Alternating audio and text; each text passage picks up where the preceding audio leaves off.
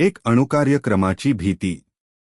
इराणचा अणुऊर्जा कार्यक्रम हा या संघर्षाचा सर्वात मोठा मुद्दा आहे. इराणचा दावा आहे की त्यांचा अणुकार्यक्रम फक्त ऊर्जा निर्मिती आणि वैज्ञानिक संशोधनासाठी आहे. पण अमेरिका आणि इस्रायलला शंका आहे की इराण गुप्तपणे अण्वस्त्र विकसित करत आहे. जर इराणकडे अणुबॉम्ब आला तर तो संपूर्ण मध्यपूर्वेतील सामरिक संतुलन बदलू शकतो अशी त्यांची भीती आहे.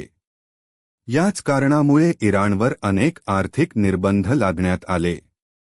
अणुकरार झाले, मोडले आणि तणाव अधिकच वाढत गेला. 2 क्षेपणास्त्र आणि लष्करी ताकद. इराणने गेल्या काही वर्षात आपली क्षेपणास्त्र क्षमता मोठ्या प्रमाणात वाढवली आहे. लांब पल्ल्याच्या क्षेपणास्त्रांमुळे इस्रायल थेट लक्ष्य बनू शकतो. इस्रायलच्या दृष्टीने हे अस्तित्वाचा प्रश्न आहे. त्यांना वाटते जर इराणकडे अणुशक्ती आणि प्रबळ क्षेपणास्त्र दोन्ही असतील तर तो थेट धोका ठरू शकतो. म्हणूनच अनेक वेळा सायबर हल्ले, गुप्त कारवाया आणि हवाई हल्ल्यांच्या बातम्या समोर येतात.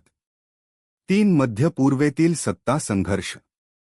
मध्य पूर्व हा जगातील सर्वात अस्थिर आणि तेलसमृद्ध प्रदेश. येथे सत्ता आणि प्रभावासाठी मोठी स्पर्धा आहे. इराण स्वतःला या प्रदेशातील प्रमुख शक्ती म्हणून उभे करण्याचा प्रयत्न करत आहे.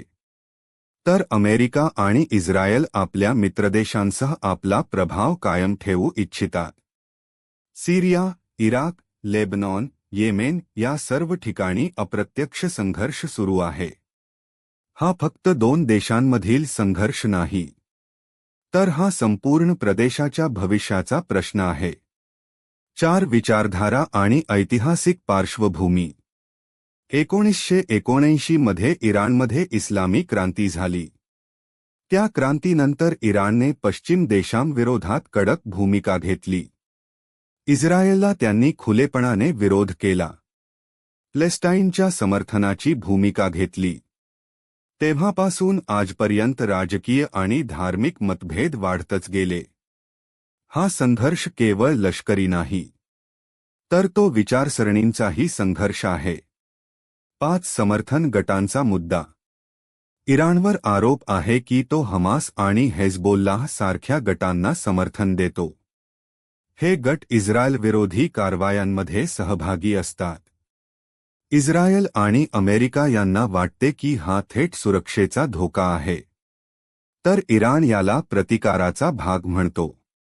यामुळे तणाव सतत वाढत राहतो, कधी थेट